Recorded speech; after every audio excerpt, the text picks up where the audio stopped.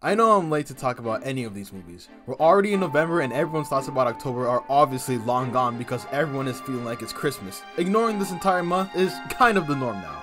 If you haven't seen any of these movies, you should leave because of obvious spoilers, but here are my thoughts on the Halloween trilogy. Before I talk about the new Halloween trilogy, I'll be talking briefly about the original Halloween movie that was released in 1978. This movie is a comedy in my eyes and it'll always be. I've always viewed older horror movies as something to laugh at, and hearing this one being on a budget made it 2 times better. Michael in this movie is just hilarious. From driving around town to wearing a ghost costume with sunglasses, Michael has become generally funny and he wasn't even in the movie that much. There are aspects of this movie that are resurfaced later in the trilogy. Just to name a few that caught my eye were the different angles of the house that are shown before Michael disappears, and in positioning all his victims that he's dealt with like an art. Also, having this movie start a reoccurring theme of spine-chilling cliffhangers for each piece of the new Halloween trilogy is a nice add-on. Halloween 2018 takes place 40 years after the events of the original movie, except Michael Myers was put in a mental facility instead of disappearing like he did at the end of 1978. This movie didn't show what led up to this and showed it in Halloween Kills instead. I wish they showed the events leading up to this movie so people that are watching it for the first time aren't too lost and are kept up to date, instead of showing the scene in Halloween Kills. I found it funny how in the beginning of the movie, they bring up how everyone thinks that Laurie Strode is Michael Myers' sister when she's not, to clear up all the confusion that's been going around. The pacing in this movie is better than the other two in the trilogy. It does its job for a movie that takes place over the course of 2 days. During Halloween night, Michael blends in with trick-or-treaters when he's walking around. It's pretty creative and works well because everyone is wearing a costume and only a handful of people in the movie know who Michael Myers is, so he's just free to walk around and do whatever he wants. The final scenes of the movie were enjoyable, with it all taking place in one house, constantly keeping me on the edge of my seat, and having Laurie Strode disappear like Michael in the final fight is a nice throwback to the 1978 movie.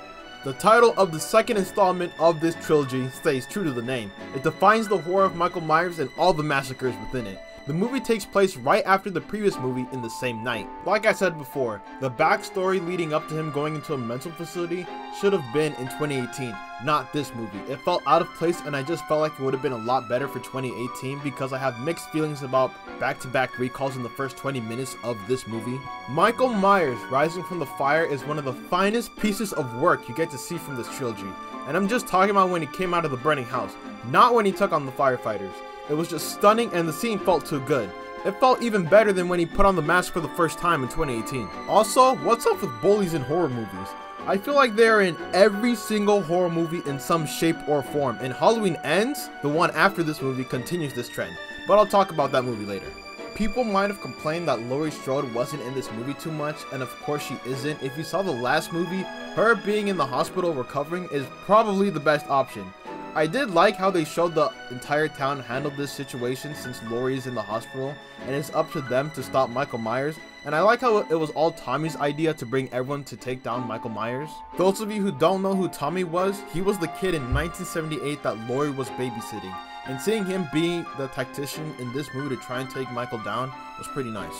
If you didn't know, Michael actually talks near the end of this movie, and if you don't believe me, watch the clip I'm gonna play right now. In Halloween Ends, there is a 4-year time skip, and during those 4 years, Michael just straight up vanished, but apparently he was in the sewers the entire time and it's never explained in the movie.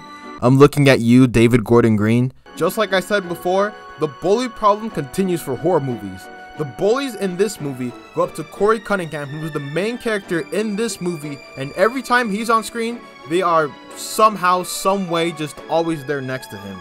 And there's always this girl in the back that's part of the bully group that says something like, "Guys, we shouldn't be doing this," and then she just gets ignored by everyone, including Corey, and I just find it hilarious. This movie puts all the spotlight on Corey, who accidentally took the life of a boy he was babysitting and has been living with the guilt for 3 years.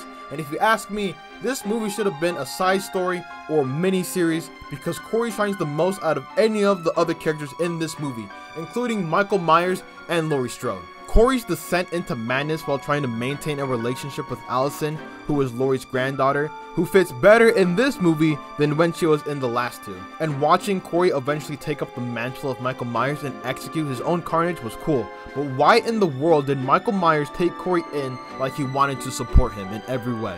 There was this weird scene where they exchanged past or something while looking into each other's eyes, and it just looked really stupid. The whole team up between the two throughout the entire movie was weird, and anyone watching this movie would probably agree with me.